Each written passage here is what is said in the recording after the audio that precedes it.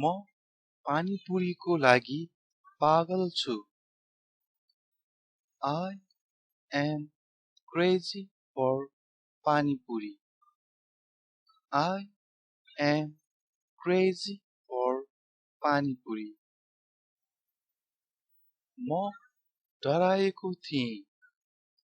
I was scared. I was scared.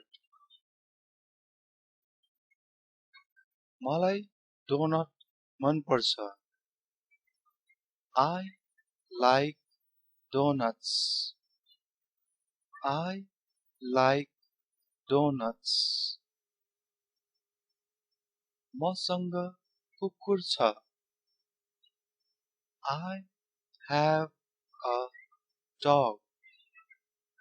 I have a dog. हिउँ परिरहेको छ. It's snowing. It's snowing. यो धेरै ठुलो छ. It's too big. It's too big. म अहिले थाकेको छु. I'm tired now. I'm tired now. म धेरै व्यस्त छु. I'm very busy. I'm very busy. यो सित्तैमा हो. It's for free. It's for free. यो हाम्रो हो. This is ours. This is ours. त्यो गलत हो. That is wrong. That is wrong. यो किताब मेरो हो. This book is mine. This book is mine. यो स्वादिष्ट छ. This is delicious. This is delicious. त्यो घर ठुलो छ. That house is big. That house is big. अब कुनै कुराको रेखदेख गर्नु भन्नु पर्यो भने हामीले यसरी भन्छौं. Look after. Look after. अब मलाई हेर्न देऊ भन्नु पर्यो भने कसरी भन्ने गेस गर्नुस्. एकछिन पौज गरेर. Let me see. Let me see. उसलाई जान देऊ. Let him go. Let him go. छोडी दिनुस्. Let it be. Let it be. मलाई जान देऊ. Let me go. Let me go. सर्टकटमा let me go पनि भन्छन्. तर let me go चाहिँ हामीले फर्मल सिचुएसनहरुमा भन्न मिल्दैन कि साथीहरुसँग कुरा गर्दाखेरि चाहिँ भन्न मिल्छ. साथीहरुसँग कुरा गर्दाखेरि भन्न मिल्छ. मलाई काम गर्न देऊ. Let me work. let me work अथवा साथीहरुसँग कुरा गर्दै हुनुहुन्छ भने let me walk पनि भन्न मिल्छ मनदेखि सिक्नु learn by heart learn by heart त्यो घोडालाई हेर look at that horse look at that horse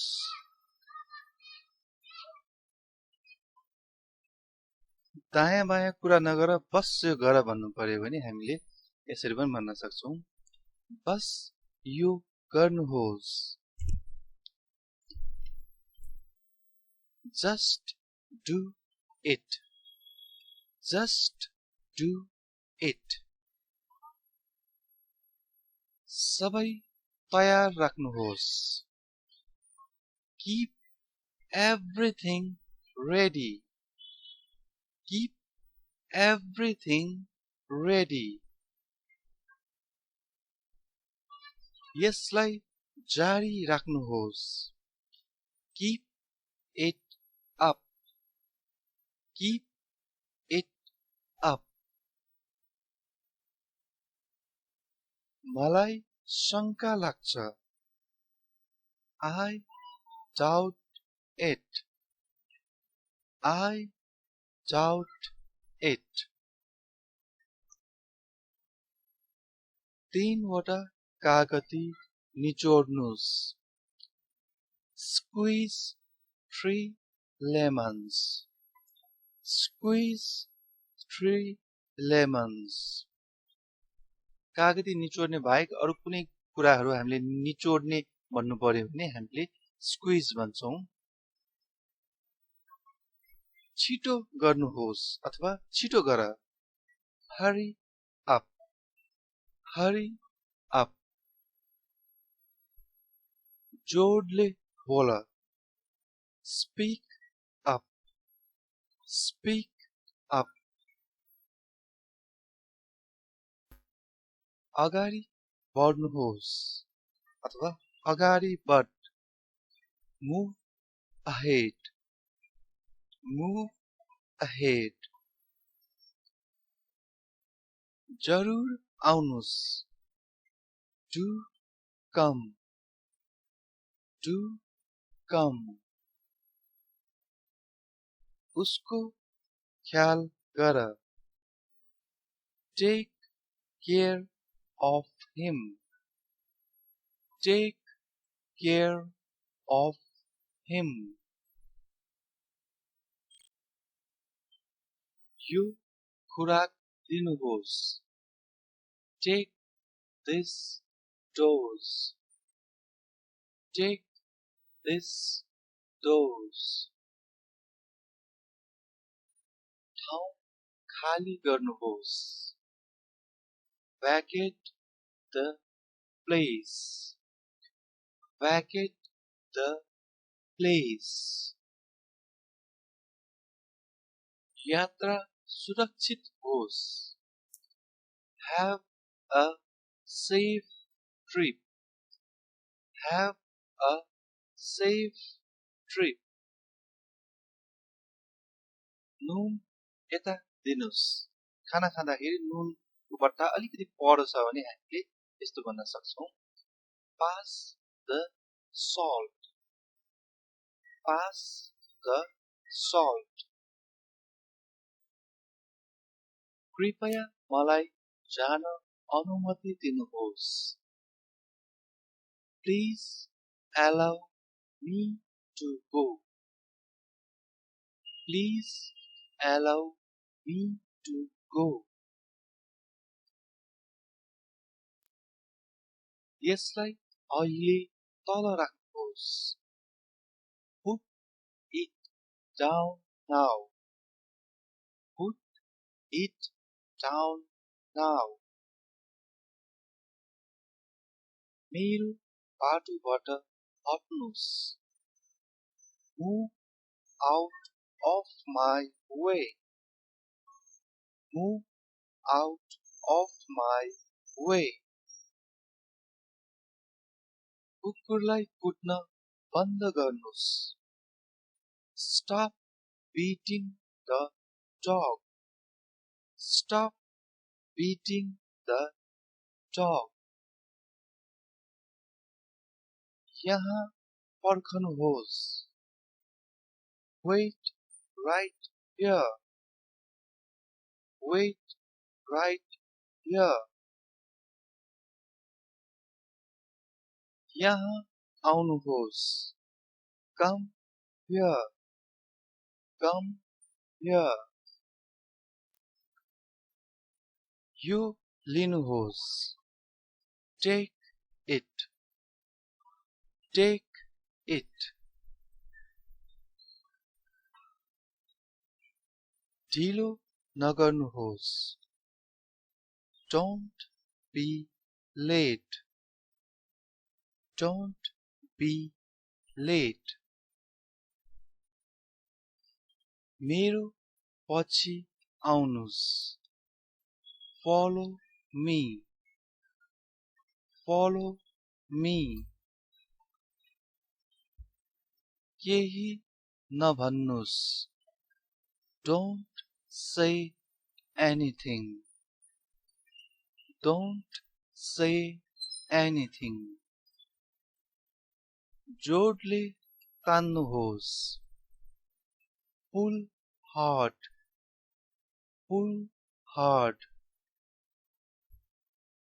सावधानीपूर्वक उठाउनुहोस्. Lift carefully. Lift carefully. मलाई साँचो भन्नुहोस्. Tell me the truth. Tell me the truth.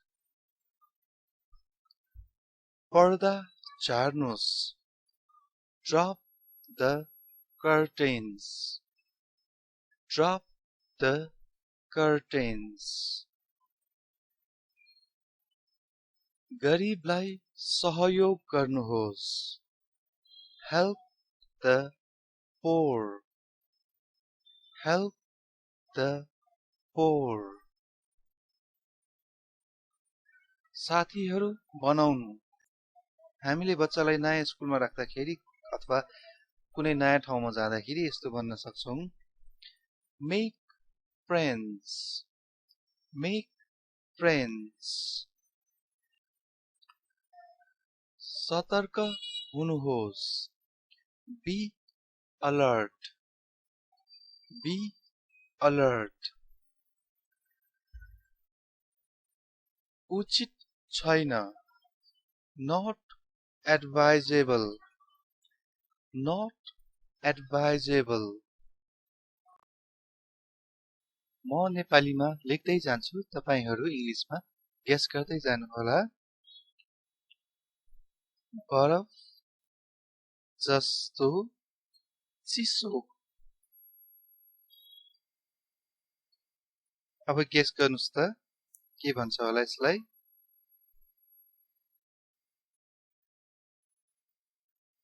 As cold as ice. As cold as ice. दिन जस्तो चम्किलो.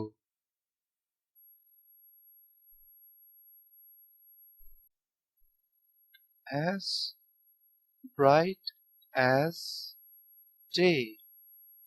As bright as day. सुन जस्तो शुद्ध.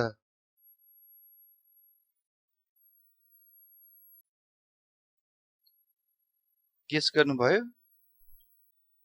अब म भन्छु है त. As pure as gold. As pure as gold. Madhuri जस्तै व्यस्त.